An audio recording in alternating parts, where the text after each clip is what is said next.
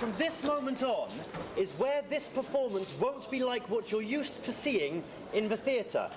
At this moment, all of these actors are now frantically backstage, looking at the first scene they're going into, looking at what you are holding, the plot of the play, which is all that they know about what is going to happen on this stage this evening. Everyone has learnt their own words, and they have learnt the 3 or 4 words that cue each of those lines. So they know that someone will say something, and they have a big speech to make, but that is all they know. They don't know who says it. They don't know whether those 3 or 4 words come at the end of a 2-page speech or is all that person's going to say. You will see a lot of frantic listening going on, or people waiting for their cue. We performed this last night in exactly the same way, so you may think, well, they've done it once before, they know what's going to happen. You're right. We thought about this, and the only way we could think of to get around it was to change the cast around. So half of the cast are not playing the same roles that they played last night. We find this keeps them on their toes, and it's more enjoyable for all of you. We're doing it because we firmly believe this is how the plays were written to be performed. Shakespeare's company performed the plays in this way, with no rehearsal. All the information that anybody needs is in their own lines, and wonderful things will happen. You will hear more from me as the evening progresses, because I will be sat at that table, prompting the actors. One of the things that happens when you don't know what's going to happen, someone will reveal some piece of information to you that's such a surprise, you completely forget what it is you're supposed to be saying next. This is where I come in and I shout at them and tell them what they're supposed to be saying. You will be hearing from me. I have nothing more to say. I think we should start.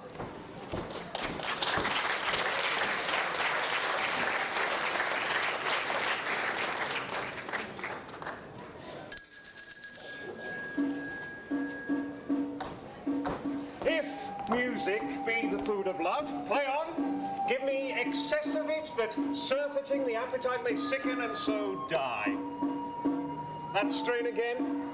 It had a dying fall. Oh, it came o'er my ear like the sweet sound that breathes upon a bank of violets, stealing and giving odour. Enough! No more. 'Tis not so sweet now as it was before. Oh, spirit of love, how quick and fresh art thou, that notwithstanding thy capacity receiveth as the sea, naught enters there, of what validity and pitch soe'er, but falls into abatement and low price, even in a minute, so full of shapes is fancy, that it alone is high fantastical. Will you go hunt, my lord? What's curio? The heart. Why so, I do the noblest that I have. Oh, when mine eyes did see Olivia first, methought she purged the air of pestilence. That instant was I turned into a hart, and my desires, like fell and cruel hounds, ere since pursue me. And now, what news from her? So please my lord, I might not be admitted. But from her handmaid to receive this answer, the element itself, till 7 years' heat, shall not observe her face. But like a cloistress, she will veiled walk, and water once a day her chamber round with salt, with eye-offending brine. All this to season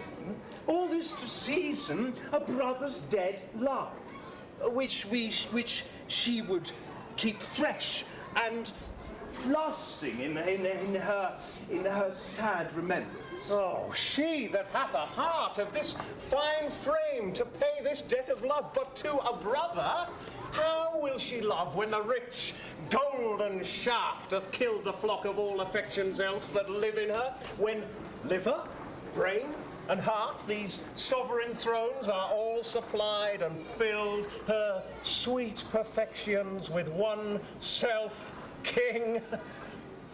Away before me, to sweet beds of flowers, love thoughts lie rich when canopied with bowers. What country, friends, is this? This is Illyria, lady. And what should I do in Illyria? My brother, he is in Elysium. Perchance he is not drowned. What think you, sailors? It is perchance that you yourself were saved. And so, perchance, may he be. True, madam, and to comfort you with chance, assure yourself, after our ship did split, when you and those poor numbers stayed with you, hung on our driving boat, I saw your brother, most provident in peril, bind himself.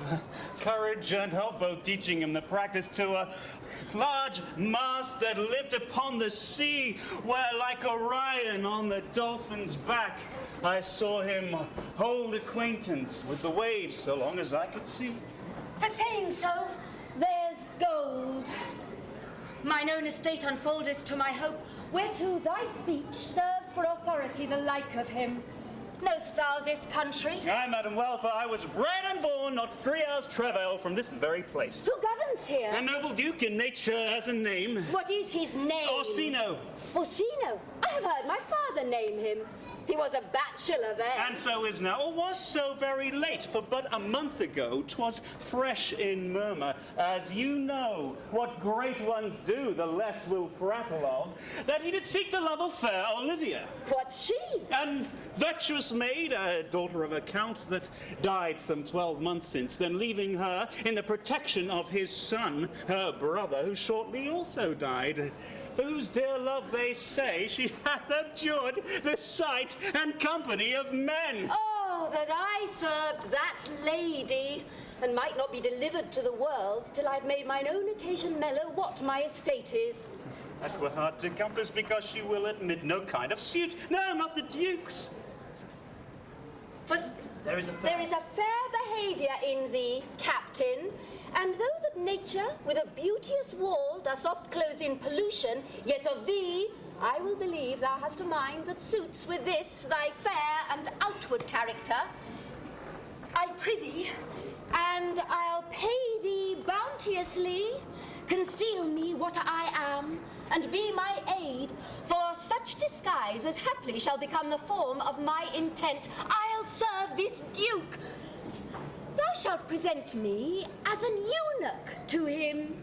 It may be worth thy pains, for I can sing and speak to him in many sorts of music that will allow me very worth his service. What else mayhap, to time I will commit. Only shape thou thy silence to my wit. Be you his eunuch and your mute, I'll be. When my tongue blabs, then let mine eyes not see. I thank thee. Lead me on. Nay, means my niece to take the death of her brother thus, and sure cares an enemy to life.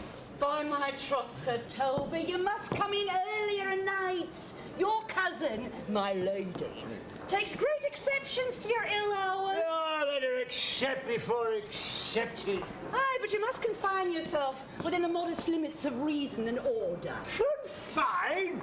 I'll confine myself. No finer than I am. These clothes are good enough to drink in. And so be these boots too, and they be not. Let them hang themselves in their own straps. Quaffing and drinking will undo you. I heard my lady speak of it yesterday, and of a foolish knight you brought in one night here. To be her wooer? Who? Sir Andrew Eguchick? Aye, he. He's as tall a man as any's in Illyria. What's that to the purpose? Why has 3,000 ducats a year? Aye, but you have but a year in all these ducats. He's a very fool and a prodigal. Fine that you'll say so, for he plays all the vile gamboys, speaks 3 or 4 languages word for word, without book, and hath all the good gifts of nature. He hath indeed, almost natural. For besides that he's a fool, he's a great quarreller. And but that he hath the gift of a coward, to allay the gust he hath in quarrelling. 'Tis thought amongst the prudent he would quickly have the gift of a grave. Oh, by this hand they are scoundrels and substractors that say so of him. Who are they? They that add, moreover, he's drunk nightly in your company.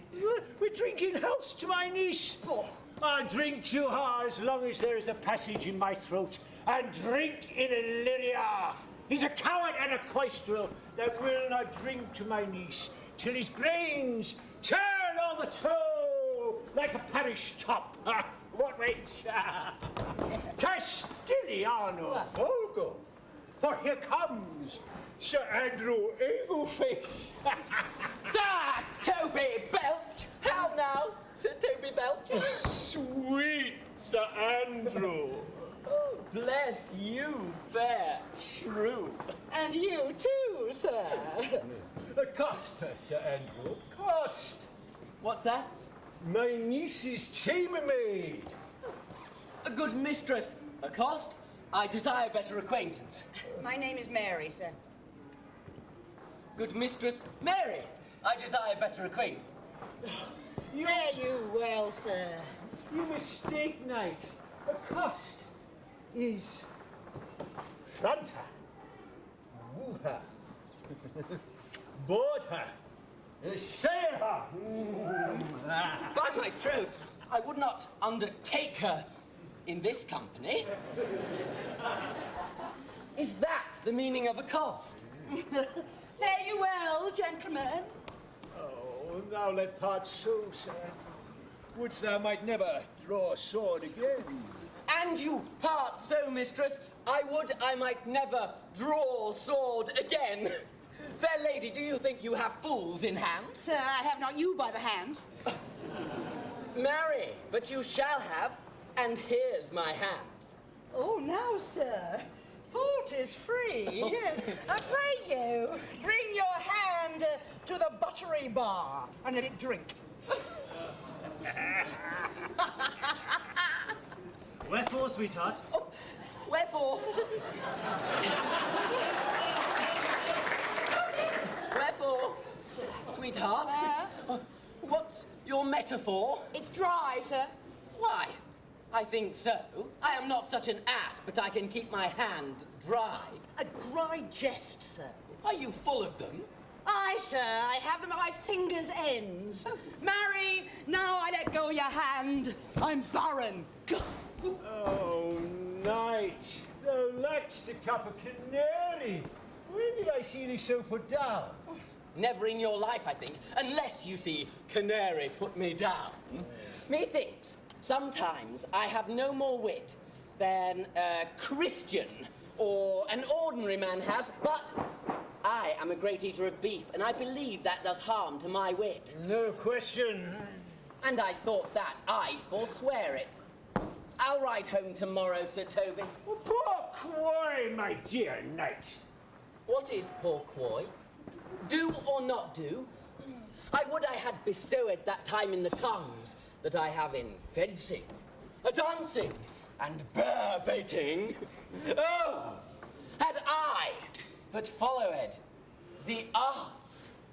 Oh, then hadst thou had an excellent head of hair. Why would that have mended my hair?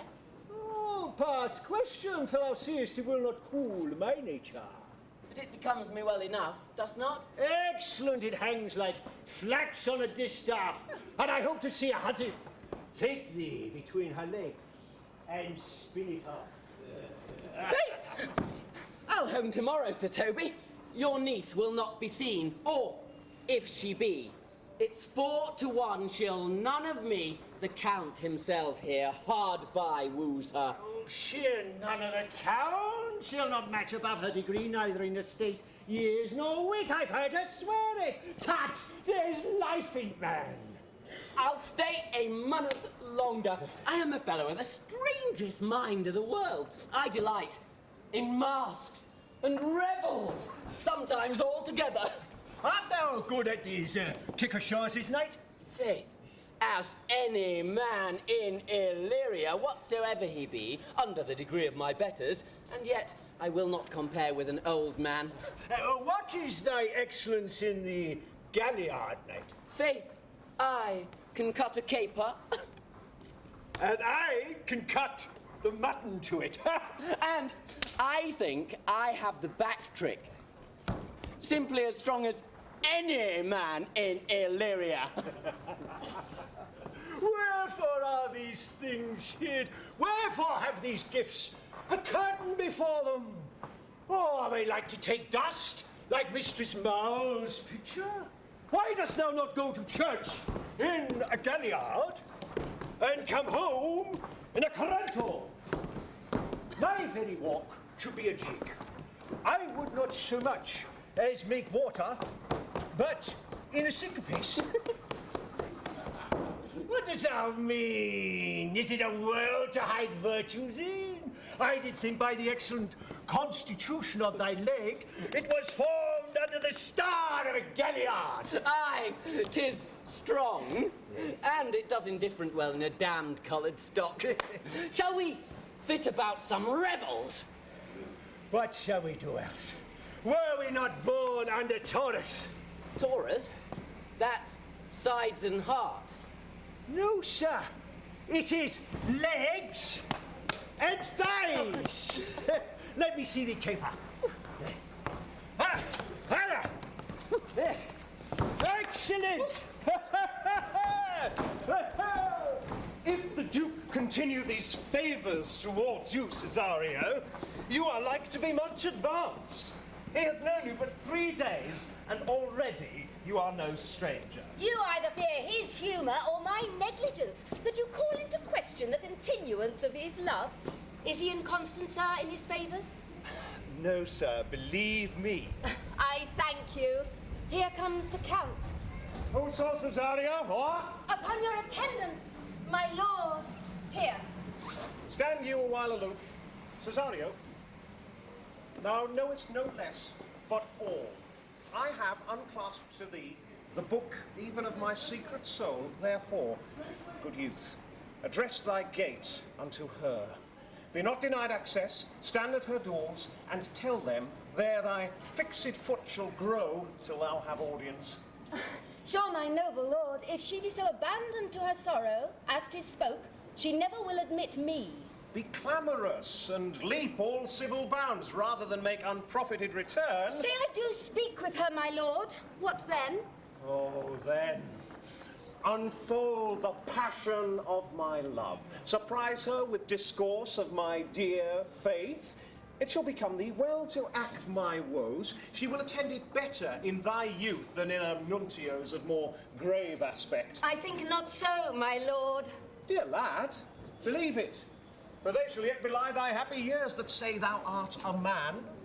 Diana's lip is not more smooth and rubious, and thy small pipe is as the maiden's organ, shrill and sound, and all is semblative a woman's part.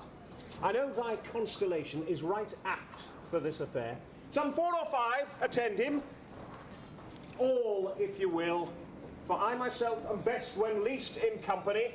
Prosper well in this, and thou shalt live as freely as thy lord. I'll do my best to woo your lady. Yet a barful strife, whoe'er I woo, myself would be his wife.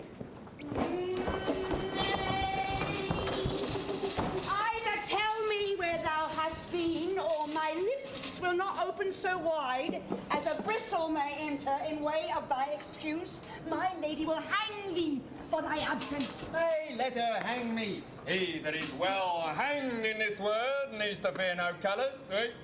Make that good. He shall see none to fear. Oh, good Lenten answer. I can tell thee where that saying was born, of I fear no colours. Where, good Mistress Mary? In the wars. And that may you be bold to say in your foolery. Mary, God give them wisdom that have it, and those that are fools, let them use their talents. Yet you will be hanged for being so long absent, or to be turned out of doors. Is that not as good as a hanging to you? There ain't many a bad hang. A good hanging prevents a bad marriage. Oh. And for turning away, let summer bear it out. You're resolute then. Not so neither, but I am resolved on 2 points. Yeah, that if one break, the other will hold, or if both break, your gaskins fall. Apt in good faith, very apt. Well, go thy way. If Sir Toby would leave drinking, thou wert as witty a piece of Eve's flesh as any in Illyria. Peace, you rogue. No more of that. Here comes my lady. Make your excuse wisely, you pass. Wait, and be thy wisdom put me into good fooling. Those fools that think they have me do very oft prove fools, and I, that I'm sure I lack thee, may pass for a wise man. Or what says Quinapolus? Better a witty fool than a foolish wit. God bless thee, lady. Take the fool away. Do you not hear, fellow? Take away the lady. You too, you're a dry fool. I'll no more of you. Besides, you prove dishonest.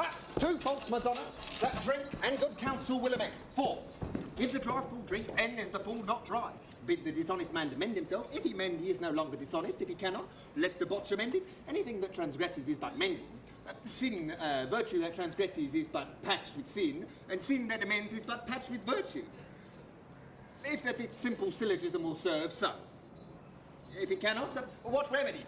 As there is no true cuckold but calamity, so virtue's the flower, the lady bad take away the fool, therefore I say again, take her away. Sir, I mustn't take away you. Miss President in the highest degree! Lady, calculus non facit monarch. That's as much to say as I were not motley in my brain. Good Madonna, give me leave to prove you a fool. Can you do it? Oh, dexterously, good Madonna.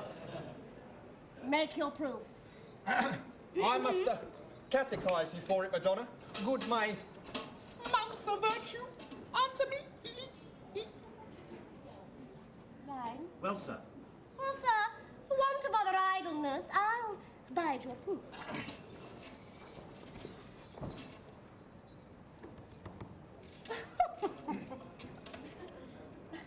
Good Madonna, why monster? Good fool for my brother's death. I think his soul is in hell, Madonna. I know his soul is in heaven, fool. The more fool, Madonna, to mourn for your brother's soul being in heaven. Take away the fool, gentlemen. What thinkst thou of this fool, Malvolio? Doth he not mend? Yes, and shall do till the pangs of death shake him. Infirmity that decays the wise doth ever make the better fool. God send you, sir, a speedy infirmity for the better increasing your folly.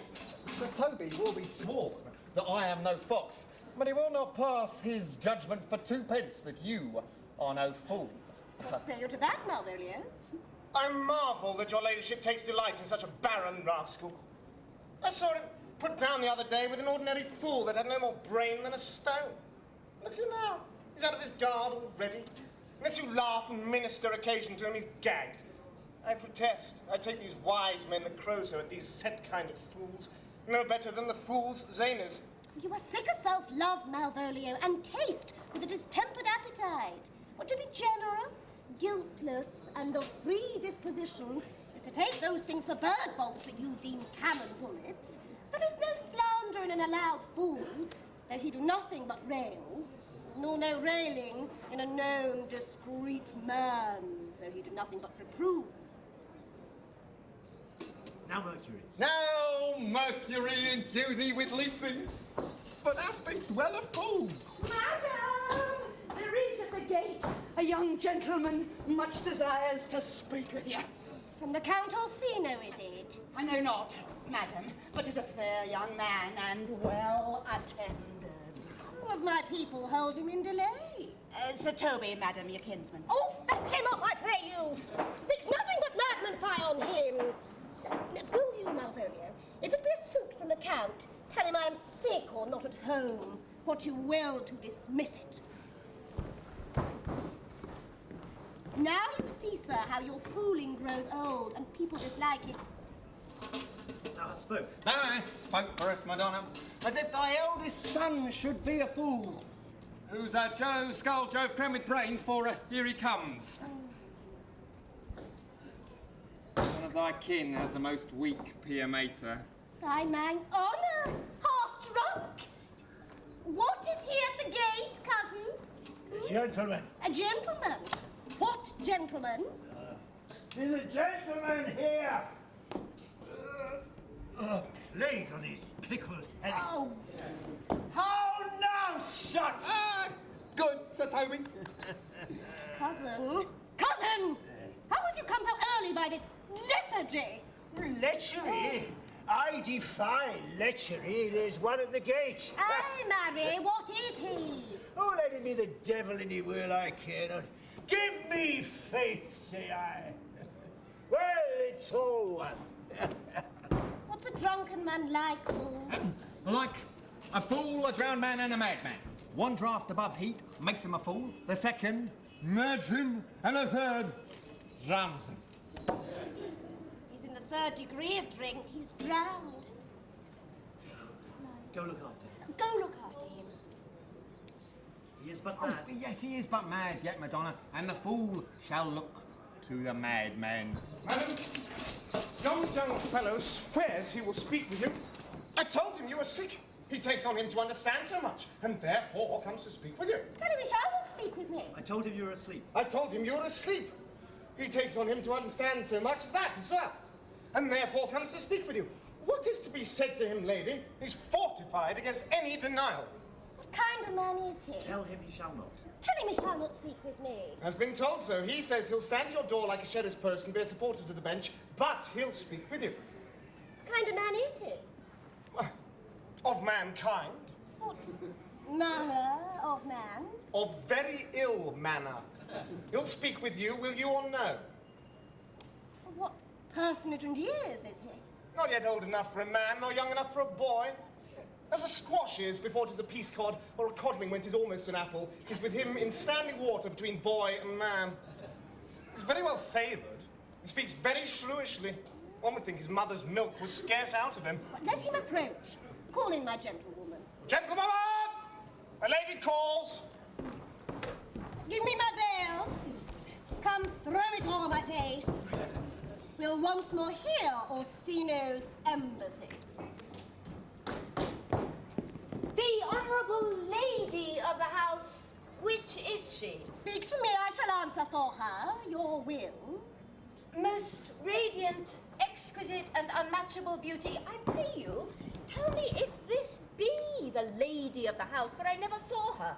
I would be loath to cast away my speech, for besides that it is excellently well penned, I have taken great pains to con it. Good beauties, let me sustain no scorn. I am very comfortable, even to the least sinister usage. Whence came you, sir? I can say little more than I have studied, and that question's out of my part. Good gentle one, give me modest assurance, if you be the lady of the house, that I may proceed in my speech. Are you a comedian? No, my profound heart. And yet, by the very fangs of malice, I swear, I am not that I play. Are you the lady of the house? If I do not usurp myself, I am. If you are she, you do usurp yourself. For what is yours to bestow is not yours to reserve. But this is from my commission. I will on with my speech in your praise and then come to the heart of my message. Come to what's important, and I forgive you the praise. Alas, I took great pains to study it. And 'tis poetical. 'Tis the more like to be feigned. I pray you, keep it in. I heard you were saucy at my gates, and allowed your approach rather to wonder at you than to hear you. If you be not mad, be gone. If you have reason, be brief. 'Tis not that time of moon with me to make one in so skipping a dialogue. Will you hoist sail, sir? Here now is your way. No, good swabber. I am to howl here a little longer. Some mollification for your giant. Sweet lady, tell me your mind. I am a messenger. Sure you have some hideous matter to deliver when the courtesy of it is so fearful. I bring no overture of war, no taxation of homage. I hold the olive in my hand. My words are as full of peace as matter. Yet you began rudely. What are you? What would you? The rudeness that hath appeared in me have I learnt from my entertainment. What I am and what I would are as secret as maidenhead. To your ears, divinity. To any others, profanation. Give us a place alone. We will hear this divinity. Now, sir, what is your text? Most sweet lady. A comfortable doctrine, and much may be said of it. Where lies your text? In Orsino's bosom. In his bosom? In what chapter of his bosom? To answer by the method, in the first of his heart. Oh, I have read it. It is heresy. Have you no more to say? Good madam, let me see your face. Have you any commission from your lord to negotiate with my face? You are now out of your text. But we will draw you the curtain and show you the picture. Look you, sir. Such a one I was this present. Is not well done? Excellently done. If God did all. It will endure wind and weather. 'Tis beauty truly blent, with red and white, nature's own sweet and cunning hand laid on. Lady, you are the cruelest she alive, if you will lead these graces to the grave and leave the world no copy. Oh, I would not be so hard-hearted. I will give out divers schedules of my beauty. It shall be inventoried, and every particle and utensil labelled to my will as item 2 lips in different red, item 2 grey eyes with lids to them, item 1 neck, 1 chin, and so forth. You sent hither to praise me? I see you what you are. You are too proud. But if you were the devil, you are fair. My lord and master loves you. Oh, such love could be but recompensed, though you were crowned the nonpareil of beauty. How does he love me? With adorations, fertile tears, with groans that thunder love, with sighs of fire. The Lord does know my mind. I cannot love him. Yet I suppose him virtuous, know him noble, of great estate, of fresh and stainless use, voices well divulged, free, learned and valiant, and in dimension and the shape of nature. A gracious person, but yet I cannot love him. He might have took his answer long ago. If I did love you in my master's flame, with such a suffering, such a deadly life, in your denial I would find no sense. I would not understand it. You might do much. Why, what would you? Why, what would you? Make me a willow cabin at your gate, and call upon my soul within the house. Write loyal cantons of contemned love, and sing them loud, even in the dead of night. Halloo your name to the reverberate hills, and make the babbling gossips of the air cry out, Olivia! Oh, you should not rest betwixt the elements of air and earth, but you should pity me. You might do much. What is your parentage? Above my fortunes, yet my state is well. I am a gentleman. Get you to your lord. I cannot love him. Let him send no more, unless, perchance, you come to me again to tell me how he takes it. Fare thee well. I thank you for your pains. Spend this for me. Feed post, lady. Keep your purse. My master, not myself, lacks recompense. Love, make his heart of flint, that you shall love, and let your fervour, like my master's be, placed in contempt. Farewell, fair cruelty. 'Tis your parentage. Love my fortunes, yet my state is well. I am a gentleman. Ah, be sworn thou art! Oh, thy tongue, thy face, thy limbs, actions and spirits do give thee fivefold blazon! Oh, not so fast. Soft, soft. Unless the master were the man. How now? Even so quickly may one catch the plague. Methinks I feel this youth's perfections with an invisible and subtle stealth to creep in at mine eye. Well, let it be. What ho, Malvolio? Here, madam. At your service. Run after that same peevish messenger, the Count's man. He, left this ring behind him. Would I or not? Tell him I'll none of it. Desire him not to flatter with his lord, nor hold him up with hopes I am not for him. If that the youth will come this way tomorrow, I'll give him reasons for it. I thee, Malvolio. Madam, I will. Do I know not what? Fear to find. What mine eye too great a flatterer for my mind. Fate, show thy force. Ourselves we do not owe. What is decreed must be, and be this so.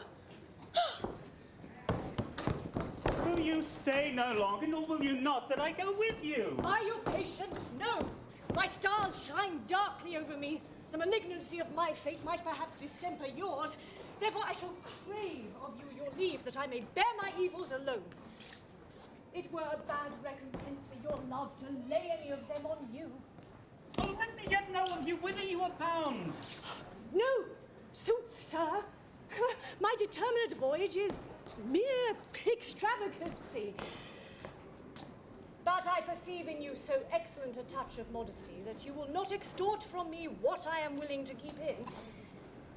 Therefore, it charges me in manners the rather to express myself. You must know of me, then, Antonio. My name is Sebastian, which I called Roderigo. My father was that Sebastian of Messalene, whom I know you have heard of. He left behind him myself and a sister, both born in an hour. If the heavens had been pleased, so would we had so ended. But you, sir, altered that. For some hour before you took me from the breach of the sea was my sister drowned. Alas the day. The lady, sir. Though it was said she much resembled me, was yet of many accounted beautiful. But though I could not with such estimable wonder over far believe that, yet thus far I will boldly publish her. She bore a mind that envy could not but call fair. She is drowned already, sir, with salt water, though I seem to drown her remembrance again with more. Pardon me, sir, you're bad entertainment. Oh, good Antonio. Forgive me your trouble. Well, if you will not murder me for my love, then let me be your servant. If you will not undo what you have done, that is, kill him whom you have recovered, desire it not. Fare ye well at once. My bosom is full of kindness, and I am yet so near the manners of my mother that upon the least occasion more mine eyes will tell tales of me.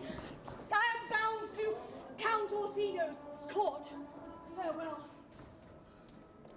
Oh, the gentleness of all the gods go with thee.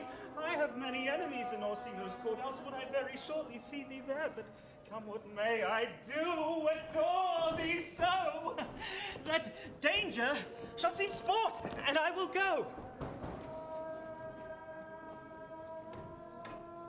Were not you even now with the Countess Olivia? Even now, sir, on a moderate pace, I am since arrived but hither. She returns this ring to you, sir. You might have saved me my pains to have taken it away yourself. She adds, moreover, that you should put your lord into a desperate assurance that you'll none of him.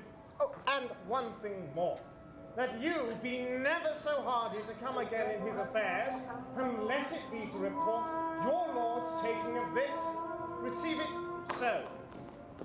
She took the ring of me, I'll none of it. Come, sir, you peevishly threw it to her, and her will is it should be so returned. If it be worth stooping for, there it lies in your eye. If not, be it his that finds it. I left no ring with her. What means this lady? Fortune forbid my outside have not charmed her. She made good view of me, indeed so much, that methought her eyes had lost her tongue, for she did speak in starts, distractedly. She loves me, sure. The cunning of her passion invites me in this churlish messenger.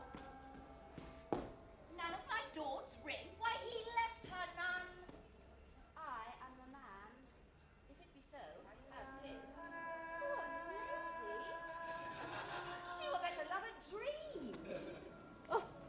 Disguise, I see thou art a wickedness wherein the pregnant enemy does much.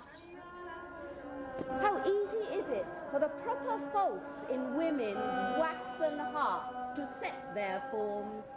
Alas, oh, frailty is the cause, not we. For such as we are made, if such we be. How will this fetch? My master loves her dearly, and I, poor monster, fond as much on him, and she, mistaken, seems to dote on me. What will become of this? As I am man, my state is desperate for my master's love. As I am woman, now alas the day, what thriftless sighs shall poor Olivia breathe? Time, thou must untangle this, not I. 'Tis too hard a knot for me to untie.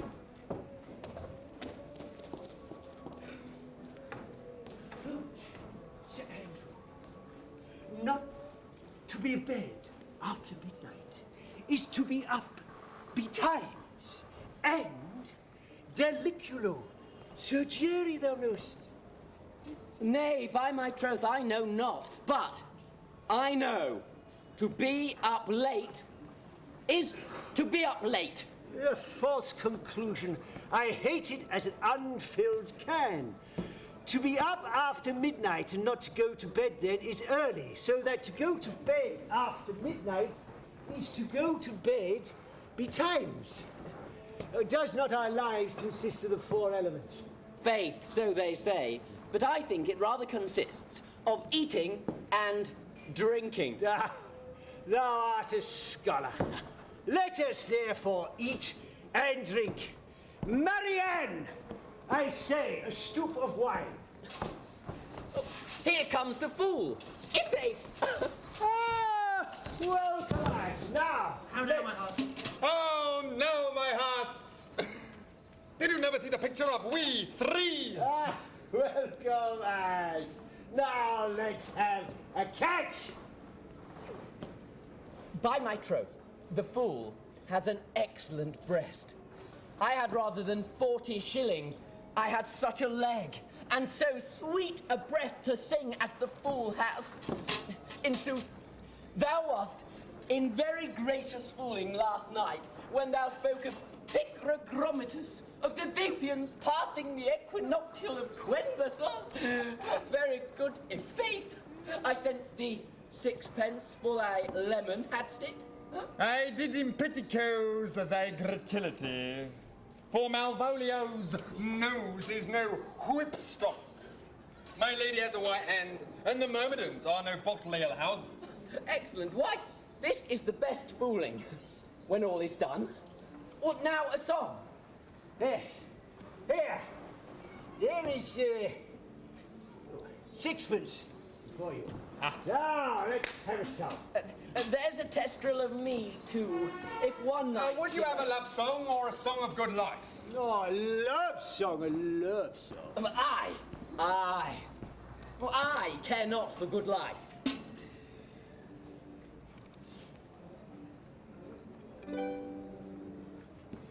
Oh, mistress mine, where are you roaming?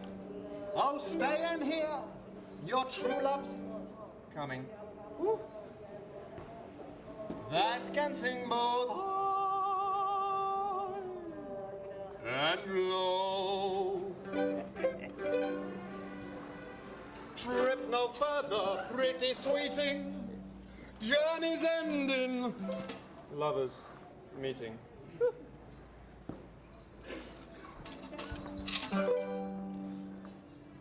Every wise man's son. Every wise man's son doth know. Excellent, good, i' faith. Oh, good, good. What is love? 'Tis not hereafter. Present mirth hath present laughter. What's to come is still unsure. In delay there lies no plenty.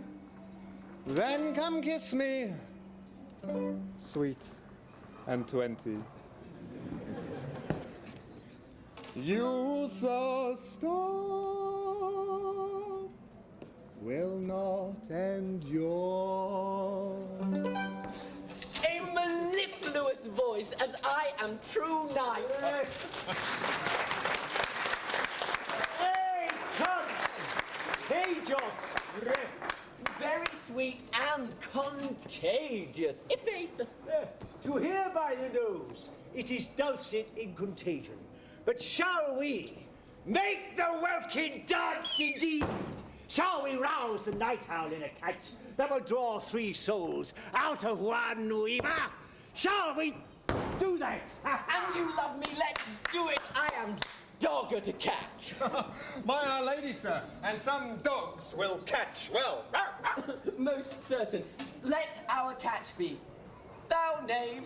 On thy feast, thou knave, knight. I shall be constrained to call thee knave, knight. Oh, faith, 'tis not the first time I have constrained one to call me knave. Begin, fool. It begins, hold thy peace. I shall never begin if I hold my peace for me. Good, i' faith. Come, begin. Hold thy peace, and I prithee hold thy peace. Thou Hold thy peace. And I hold thy peace, thou knave. Hold thy peace, and I bid thee hold thy peace. Thou knave, and hold thy peace, thou knave. Have no hold up, my steward! Malvolio! And bid him turn you out of doors, never trust me. My lady the Catian, my lady the Kitayan, we are politicians, and Malvolio's a pederazzi, and 3 jolly making we. Am not I consanguineous? Am I not of her blood, any valley lady? There dwelt a man in Babylon, lady. Through me the knight's in admirable fooling. Oh, he does well enough if he be disposed. Oh. And so do I too. He does it with a better grace, but I do it more natural. Oh, the 12th day of December. For the love of God, peace! My masters, are you mad? Or what are you? Have you no wit, manners, nor honesty, but to gabble like tinkers at this time of night? Do you make an alehouse of my lady's house that you squeak out your coziest catches without any mitigation or remorse of voice? Is there no respect of place, persons, nor time in you? Time, sir? We did keep time, sir, in our catches. Sneck up. Turn! I must be round with you. My lady bade me tell you that though she harbours you as her kinsman, she's nothing allied to your disorders. If you can separate yourself from your misdemeanours, you're welcome to the house. If not, and it would please you to take leave of her, she is very willing to bid you farewell. Farewell, dear heart, since I must needs be gone. Nay, good Sir Toby. His eyes do show his days are almost done. Is Stephen so? But I will never die. Sir Toby there, you and I. This is much credit to him. Shall I bid him go? What and if you do? Shall I bid him go and spare not? Oh, no, you dare not. Out of tune, sir. Ye lie. I'll tell you more than a steward. Dost thou think because thou art virtuous, there shall be no more cakes and ale? Yes, by Saint Anne and ginger shall be hot in the mouth too. Thou art in the right. Go, sir. Rub your chain with crumbs.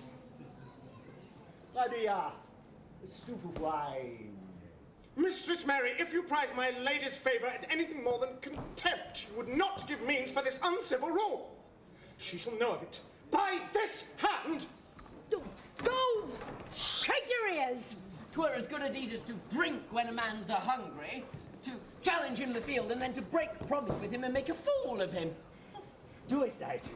I'll write thee a challenge, or I'll deliver thy indignation to him by word of mouth. Nay, sweet Sir Toby, be patient for tonight. since the youth of the Count was today with my lady, she is much out of quiet. For Monsieur Malvolio, let me alone with him. If I do not turn him into an A-word and make him a common recreation, do not think I have sense enough to lie straight in my bed. I know I can do it. Possess us, tell us something of him. Marry, sir, sometimes he is a kind of Puritan. Oh, if I thought that, I'd beat him like a dog. What? For being a Puritan? Thy exquisite reason, dear knight. I have no exquisite reason for it, but I have reason good enough.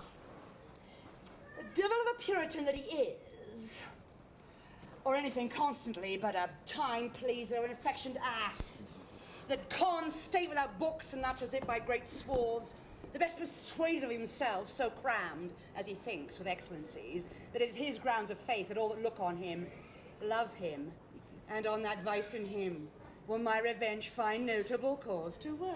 What wilt thou do? I will drop in his way some obscure epistles of love, wherein, by the colour of his beard, the shape of his leg, the manner of his gait, the expression of his eye, forehead, complexion, he shall find himself most feelingly personated. I can write very like my lady, your niece.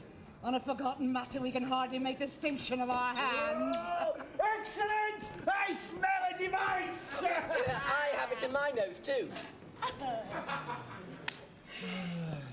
He shall think by the letters. He shall think by the letters that thou wilt drop, that they come from my niece, and that she's in love with him. My purpose is indeed a horse of that colour. And your horse now would make him an ass. Ass, I doubt not. Oh, it will be admirable. Sport royal, I warrant you. I know my physic will work with him.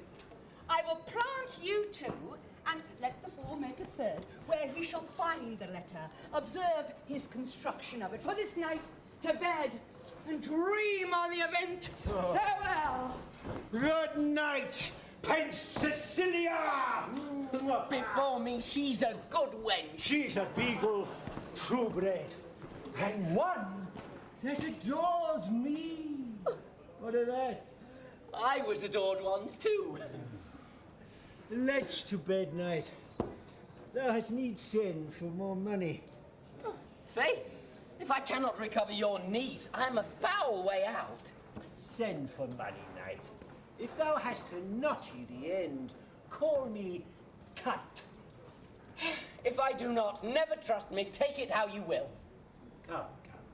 I'll go burn some sack.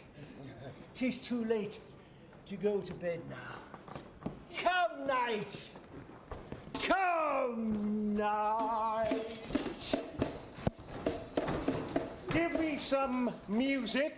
Now, good morrow, friends.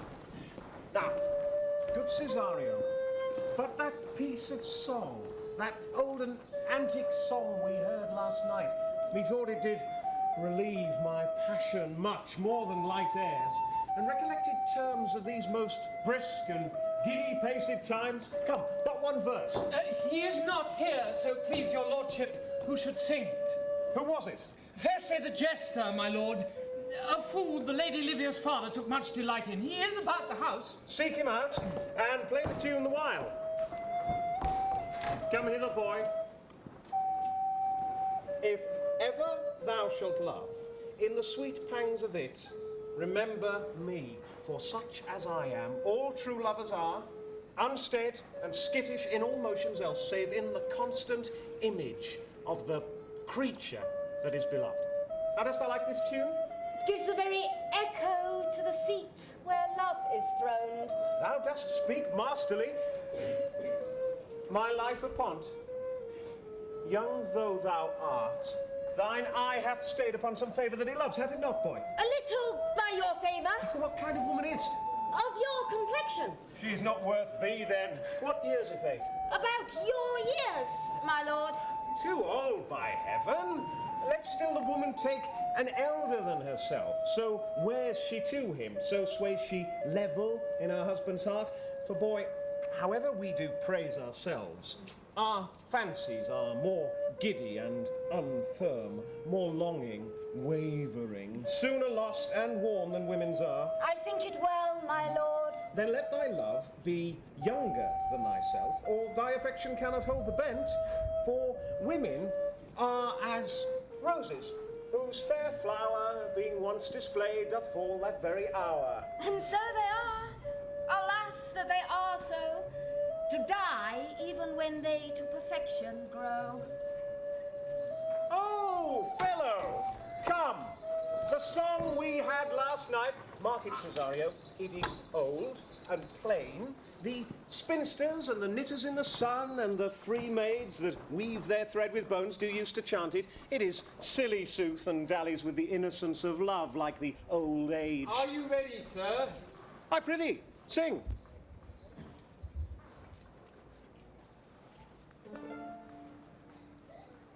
Come away, death, and in sad cypress let me be laid. Fly away, breath, I am slain by a fair cruel maid. My shroud of white stuck all with you, oh, prepare it. My part of death no one so true did share it.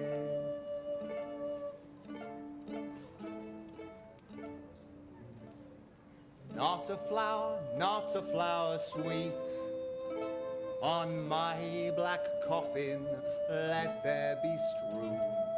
Not a friend greet my poor bones where my corpse shall be thrown. 1,000 sighs to save, lay me away. Sad true lover, never find my grave to weep there.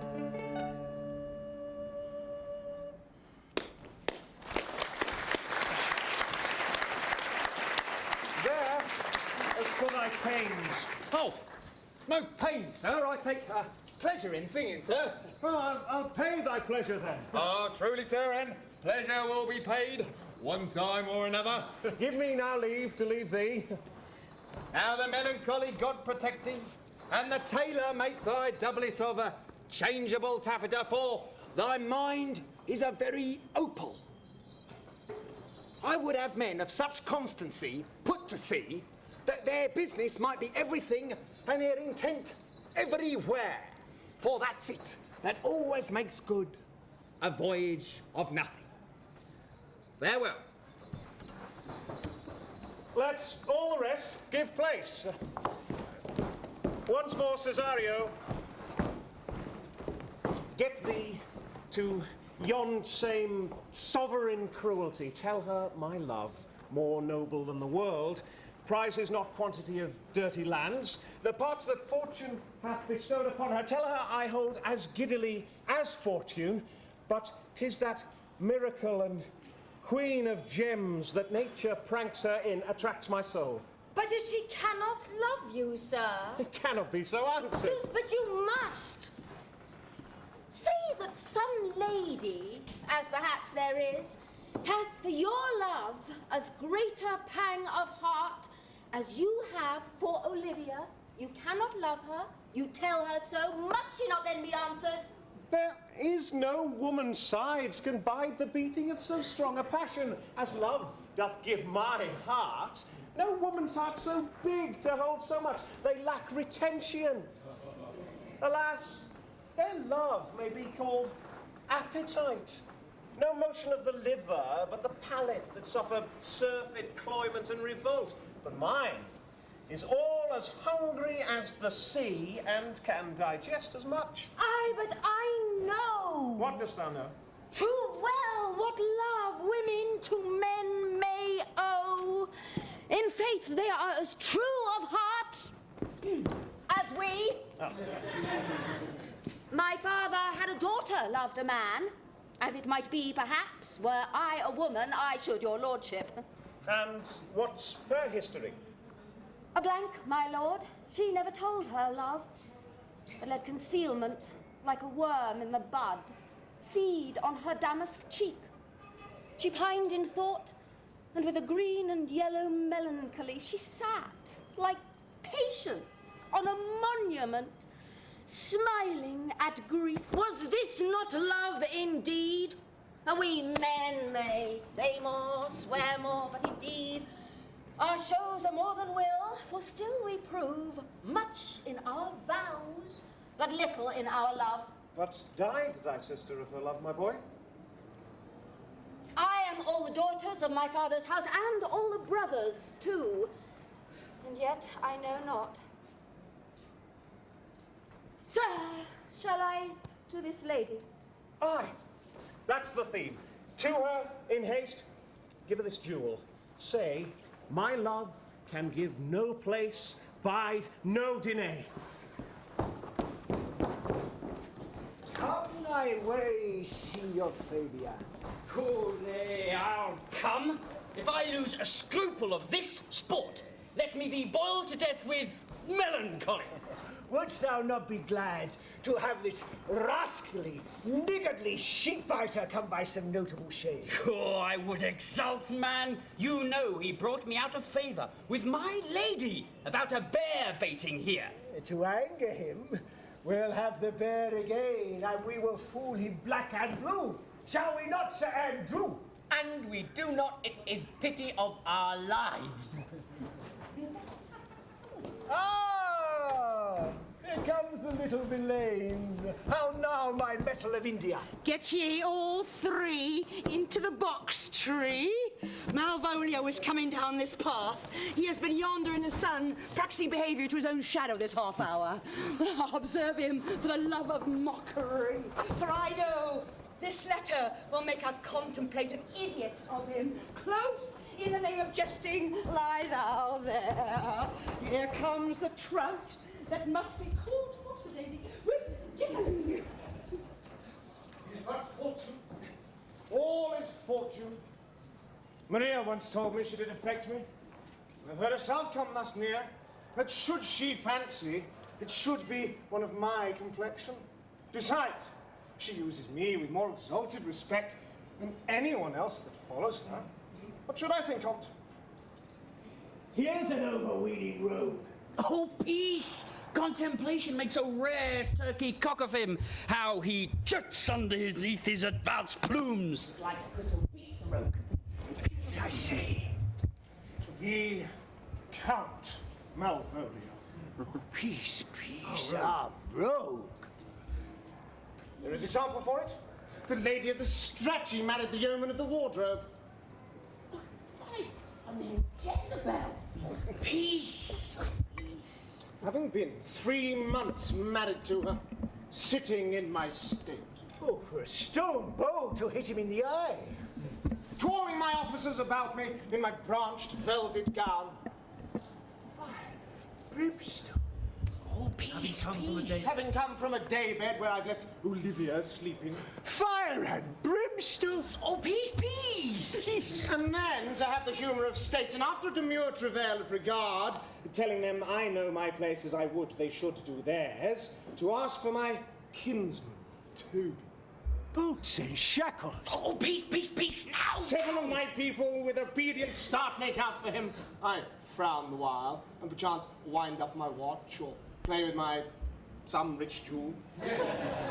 Toby approaches, curtsies there to me. Shall this fellow live? Oh, though our silence be drawn from us with cars, yet peace. I extend my hand to him thus, quenching my familiar smile with an austere regard of control. And does not Toby take you a blow of the lips then? Saying, Cousin Toby, my fortunes having cast me on your niece give me this prerogative of speech. What? You must amend your drunkenness. Out, scab! Oh, patience, lest we break the sinews of our plot. Besides, you waste the treasure of your time with a foolish knight. Me? Warrant you. One Sir Andrew. I knew 'twas I, for many do call me fool. What employment have we here? Oh, now is the woodcock near the chin? Really, peace, I say. And the spirit of humors. Intimate reading aloud. Intimate reading aloud to him. By my life, this is my lady's hand. These be her very C's, her U's, and her T's, and thus makes she her great P's. 'Tis in contempt of question, her hand. Her C's, her U's, and her T's. Why that? To the unknown beloved, this and my good wishes, her very phrases. By your leave, wax. Soft. The impressure her Lucrece with which she uses to seal, 'tis my lady. To whom should this be? This wins him. This wins him, liver and all. Jove knows I love, but who? Lips do not move, no man must know. No man must know. What follows? Oh, numbers altered. No man must know. If this should be thee, Malvolio,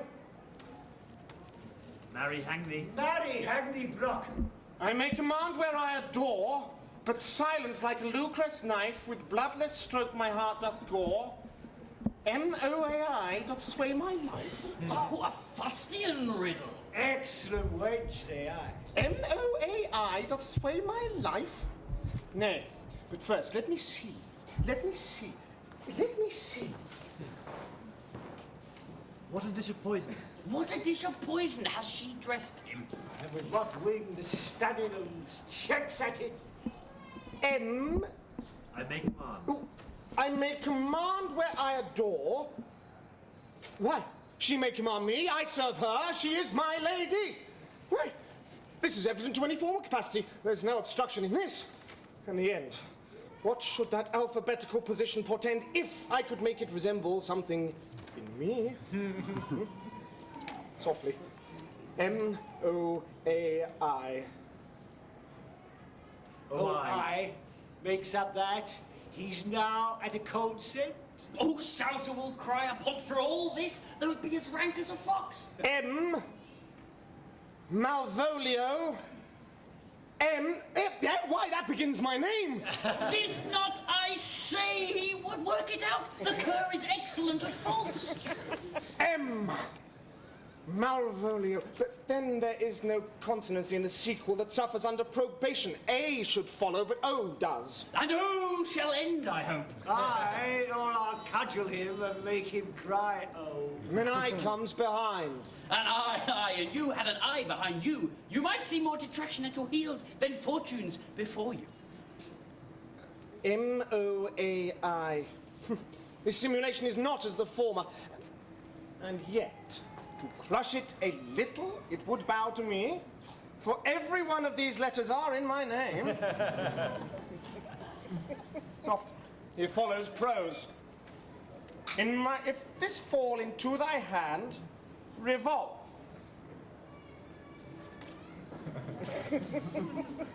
In my stars I am above thee, but be not afraid of greatness. Some are become great, some achieves greatness, and some have greatness thrust upon them. Thy fates open their hands, let thy blood and spirit embrace them, and to inure thyself to what thou art like to be, cast thy humble slough and appear fresh. Be opposite with a kinsman, surly with servants, let thy tongue tang arguments of state, put thyself into the trick of singularity. She thus advises thee that sighs for thee. Remember who commended thy yellow stockings, and wish to see thee ever cross-gartered. I say, remember, go to, thou art made if thou desirest to be so. If not, let me see thee a steward still, the fellow of servants, and not worthy to touch fortune's fingers. Farewell, she that would alter services with thee, the fortunate unhappy. Daylight and champion discovers not more. This is open. I will be proud. I will read politic authors. I will baffle Sir Toby. I will wash off gross acquaintance. I will be point devised the very man. I do not now fool myself to let imagination jade me. For every reason excites to this that my lady loves me. She did commend my yellow stockings of late. She did praise my leg being cross-gartered. And in this, she manifests herself to my love, and with a kind of injunction drives me to these habits of her liking. I thank my stars. I thank my stars. I am happy. I will... Be strange. Be strange. Stout. In yellow stockings and cross-gartered, even with the swiftness of putting on. Jove, and my stars be praised. Oh, here is yet a postscript. Thou canst not choose but know who I am. If thou entertainst my love, let it appear in thy smiling. Thy smiles become thee well. Therefore in my presence still smile, dear O my sweet, I prithee. Jove, I thank thee. I will smile. I will do everything that thou wilt have me.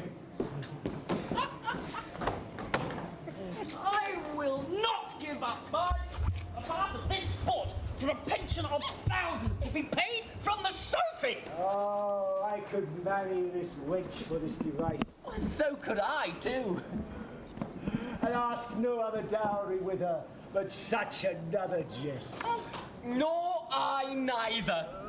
Here comes my noble gull-catcher. Wilt thou set thy foot on my neck? Or on mine, either.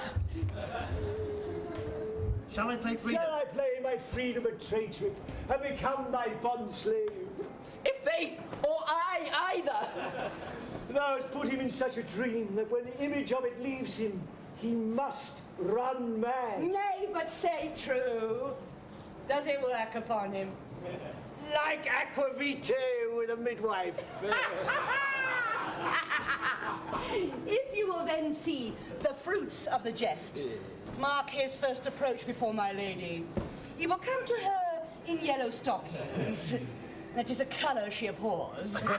And cross-gartered, a fashion she detests.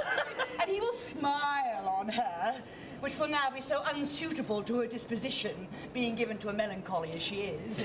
It cannot but turn him into a notable contempt if he will see it. Follow me! To the gates of Tartar, thou most excellent devil of wit! I'll make one too! Come on.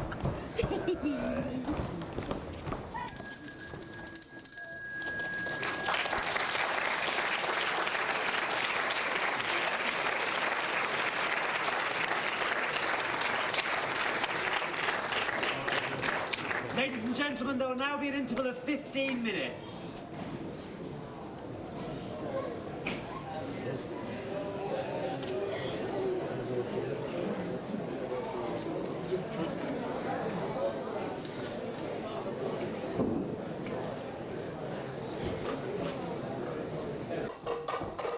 Save thee, friend, and thy music. Dost thou live by thy table? No, sir. I do live by the church. Art thou a churchman? No such matter, sir. I do live by the church, for I live at my house, and my house doth stand by the church. So thou mayest say the king lies by a beggar if a beggar dwell near him, or the church stand by the tabor if thy tabor stand by the church. You have said, sir, to see this age. A sentence is but a cheverel glove to a good wit. How quickly the wrong side may be turned outward. Nay, that's certain, and they that dally nicely with words may quickly make them wanton. I would, therefore, my sister had had no name, sir. Why, man? Why? Marry, her name's a word, and to dally with that word might make my sister wanton. Thy reason, man? Well, indeed, words are very rascals. Troth, sir, I can yield. Yes, troth, sir, I can yield you none. Words are grown so false, I am loath to prove reason with them. I warrant thou art a merry fellow and cares for nothing. Not so, sir. I do care for something, but in my conscience, sir, I care not for you. If that be to care for nothing, I would it would make you invisible. Art not thou the Lady Olivia's fool? Oh, no, indeed, sir. The Lady Olivia hath no folly. She will keep no fool, sir, till she be married. And fools are as like husbands as pilchers are to herrings. The husband's the bigger. I am indeed not her fool, but her corrupter of work. I saw thee late at the Count Orsino's. Foolery, sir, doth walk about the orb like the sun. It shines everywhere. I should be sorry, sir, but the fool should be more oft with your master as with my mistress. I think I saw your wisdom there. Nay, and thou pass upon me, I'll no more with thee. Hold, there's expenses for thee. Now, Jove in his next commodity of hair said thee a beard. By my troth, I'll tell thee, I am almost sick for one, but I would not have it grow on my chin. Is thy lady within? Would not a pair of these have bread, sir? Yes, being kept together and put to use. I would play. I would play Lord Pandarus of Phrygia, sir, to bring our Cressida to this Troilus. I understand you, sir. 'Tis well begged. Oh, the matter, I hope, is not great, sir. Begging but a beggar. Cressida was a beggar. My lady is within. I will conster to them whence you come, who you are, and what you would are out of my welkin, I might say. Element, but the word is overworn. Farewell. This fellow is wise enough to play the fool, and to do that well craves a kind of wit. He must observe their mood on whom he jests, the quality of persons and the time, and, like a haggard, check at every feather that comes before his eyes. This is a practice as full of labour as the wise man's art, for folly that he wisely shows is fit, but wise men's folly fallen quite take their wit. Save you, gentlemen. And you, sir. Je vous garde, monsieur. Et vous aussi, votre serviteur. I hope, sir, you are and I am yours. Will you encounter the house, sir?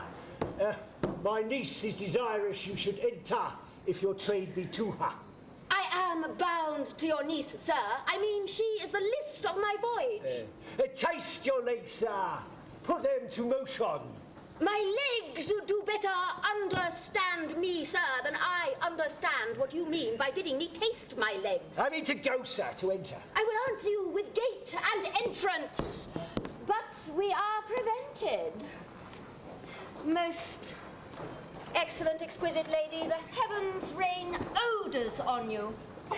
That youth's a rare courtier, rain odours. Well, my matter hath no voice, lady, but your own most vouchsafe and pregnant ear. odours, pregnant, and vouchsafed.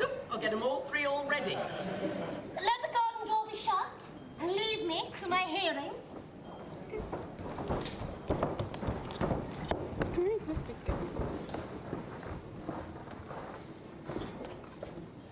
Give me your hand, sir.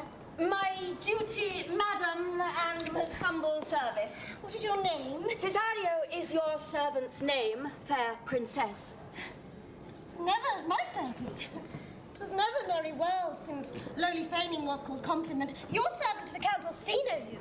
And his is yours, and his must needs be yours. Your servant's servant is your servant, madam. Him. I think not on him, for his thoughts. Or they were blanks rather than filled with me.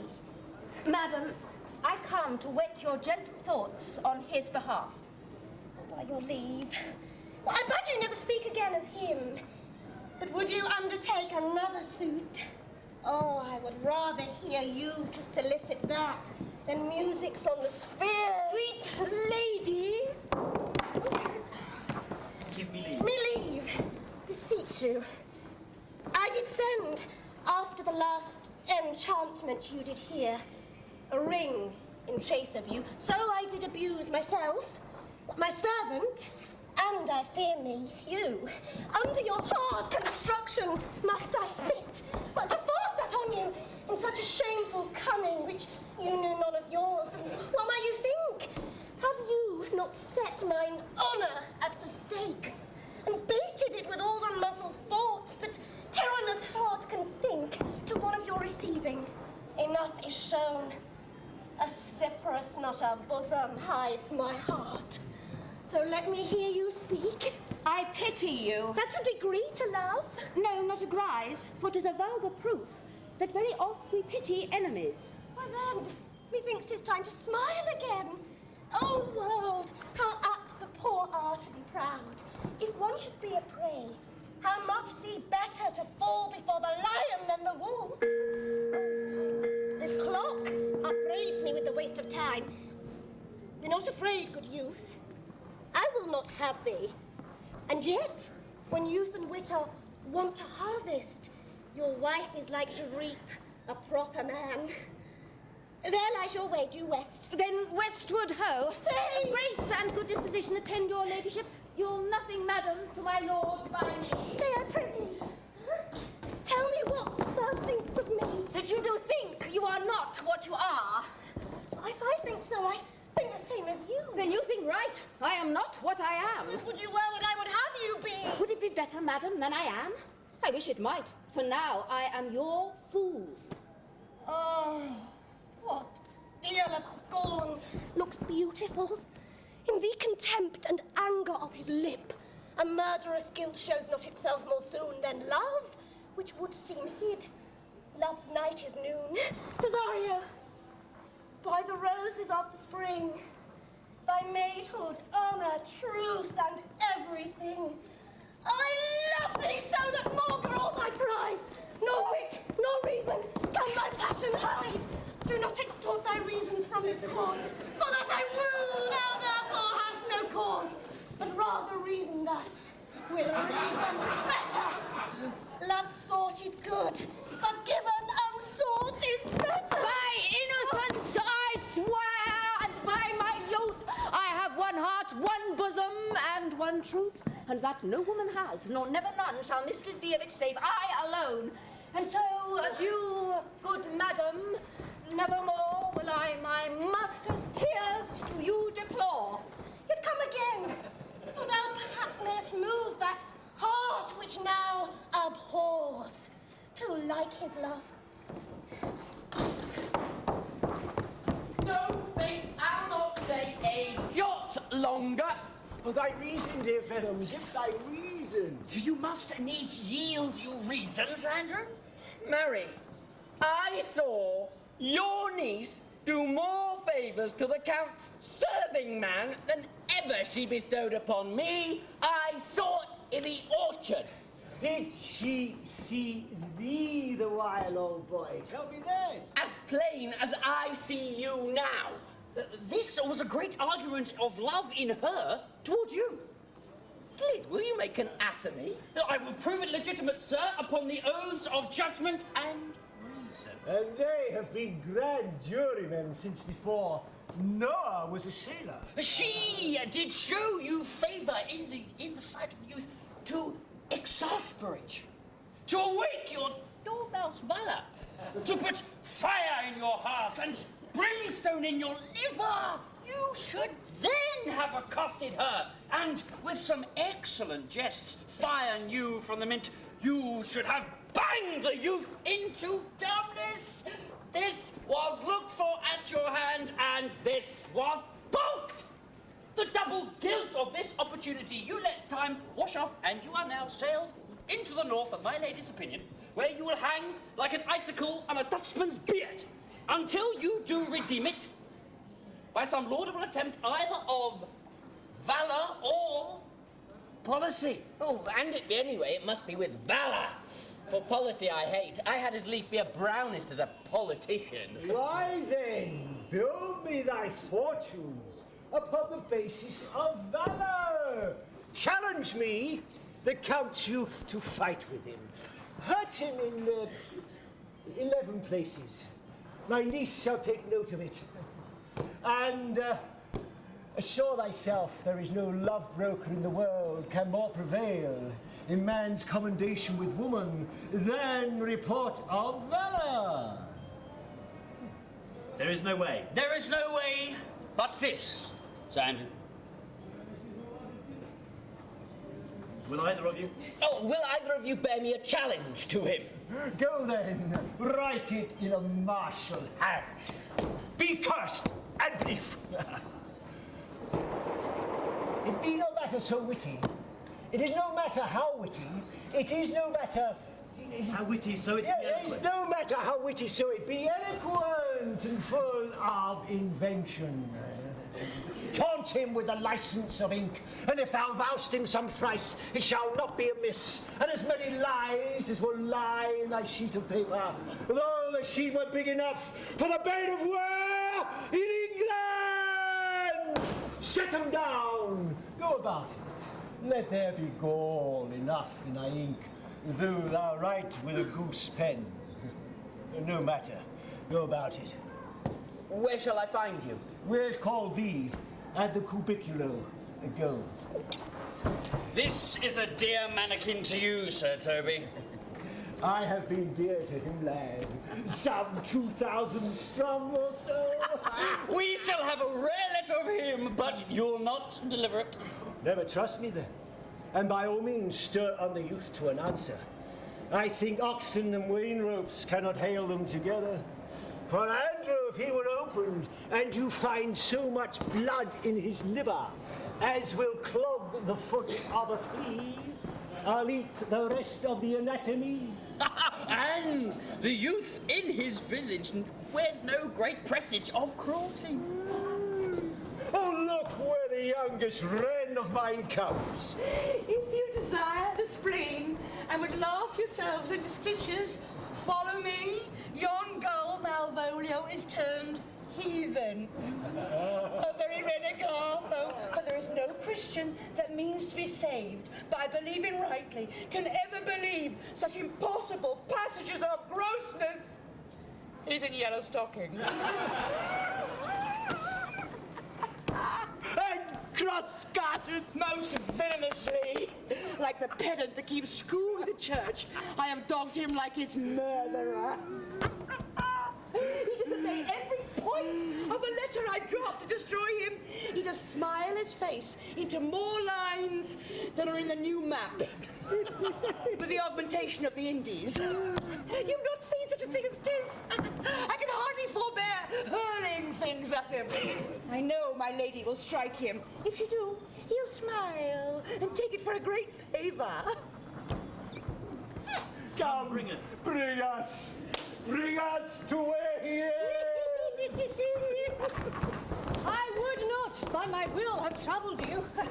But since you take your pleasure from your pains, I will no further chide you. I could not stay behind you. My desire, more sharp than filed steel, did spur me forth, but not all love to see you, though so much as might have drawn me to a longer voyage. But jealousy, or what might befall your travel, being skillless in these parts, which to a stranger, unguided and unfriended, often prove rough and unhospitable. My willing love, the rather by these arguments of fierce, set forth in your pursuit.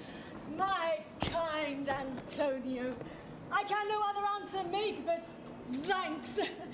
And thanks, and ever oft good turns are shuffled off with such uncurrent pay. But were my worth, as is my conscience, firm, you should find better dealing. What's to do? Shall we go see the relics of this town? Tomorrow, sir. Best first go see our lodgings. I am not weary, and 'tis long tonight. I pray you, let us satisfy our eyes with the memorials and the things of fame that do renown this city. Would you pardon me? I do not without danger walk these streets. Once in a sea fight against the Count, his galleys, I did some service of such note indeed that were I ta'en here, it would scarce be answered. By like you slew great number of his people.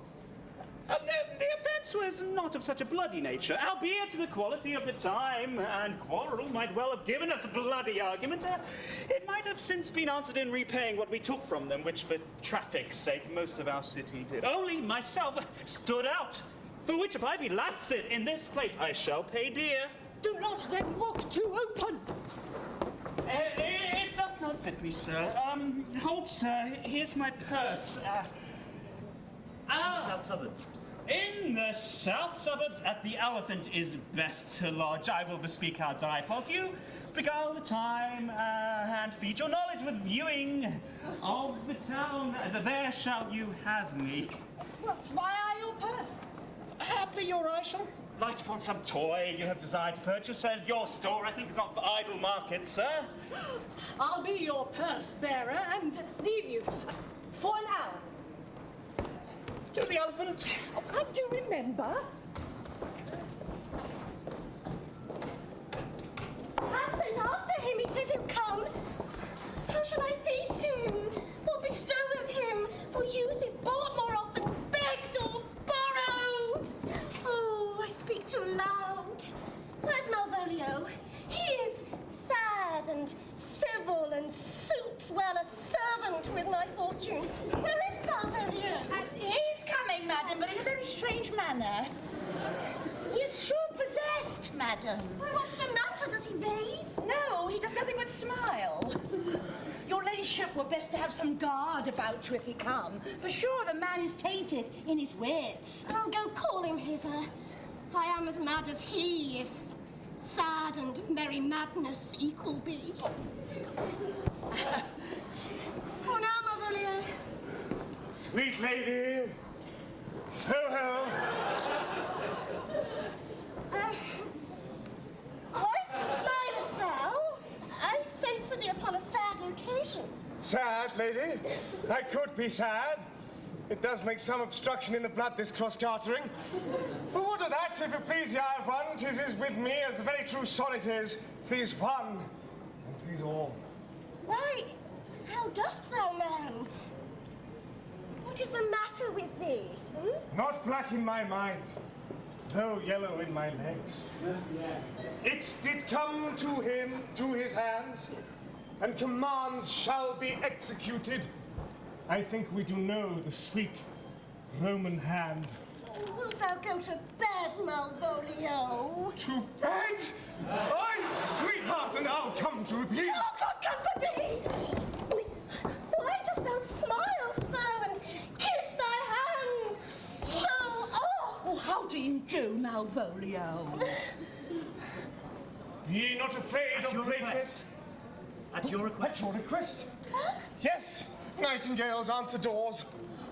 Why do you appear with this ridiculous boldness before my lady? Be not afraid of greatness, 'twas well writ. What meanest thou by that, Malvolio? Some are born great, Huh?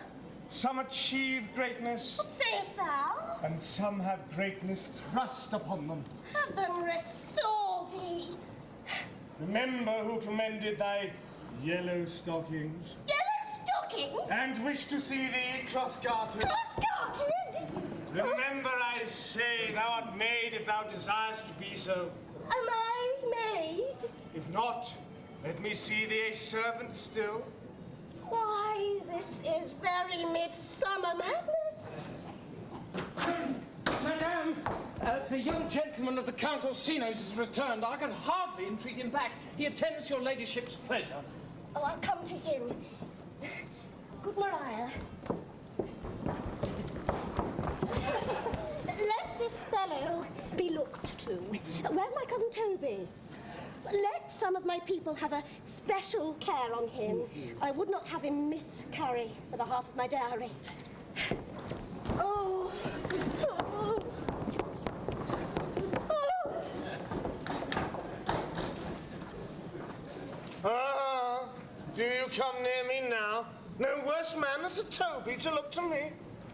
Why, this concurs directly with the letter. She sends him on purpose that I may appear stubborn to him, for she incites me to that in the letter. Cast thy humble slough, says she, be opposite with a kinsman, surly with servants, let thy tongue languor with arguments of state, put thyself into the trick of singularity, and consequently sets down the manner how, as with a sad face, a reverend carriage, a slow tongue in the habit of some sir of note, and so forth. I have rhymed her. But Jove is the doer of this, and Jove is to be thanked. And when she went away now, let this fellow be looked to. Fellow, not Malvolio, nor after my degree, but fellow. Why, everything adheres together, that no dram of a scruple, no scruple of a scruple, no obstacle, no incredulous nor unsafe circumstance what can be said? Nothing that can be can come between me and the full prospects of my hopes. Well, Jove, not I, is the doer of this, and he is to be thanked. Which way is he in the name of sanctity? If all the devils of power be drawn in little, and Legion himself possessed him, yet I'll speak to him. Oh, here he is! Here he is! How is't with you, sir? How is't with you, man? Get off! I discard you. Let me enjoy my private. No, how hollow the fiend speaks within him. Did I not tell you? Sir Toby, my lady prays you to have a care of him. Aha! Does she, sir? Go to. Peace, peace. We must deal gently with him. Let me alone. How do you, Malvolio? How is't with you, man? What might defy the devil? Consider he's an enemy to mankind?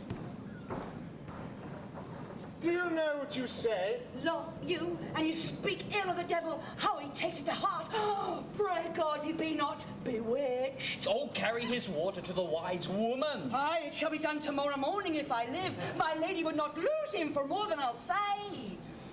How now, mistress? Oh, Lord! Prithee, hold thy peace. This is not the way. Do you not see you move him? Let me alone with him.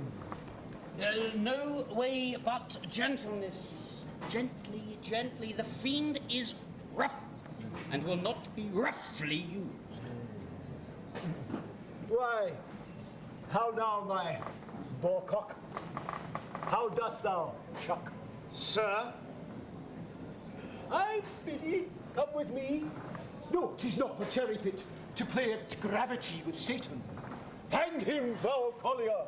Get him to say his prayers, good Sir Toby. Get him to pray. My prayers, minx! No, I warrant you he will not hear of godliness.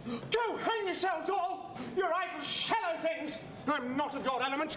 You shall know more hereafter.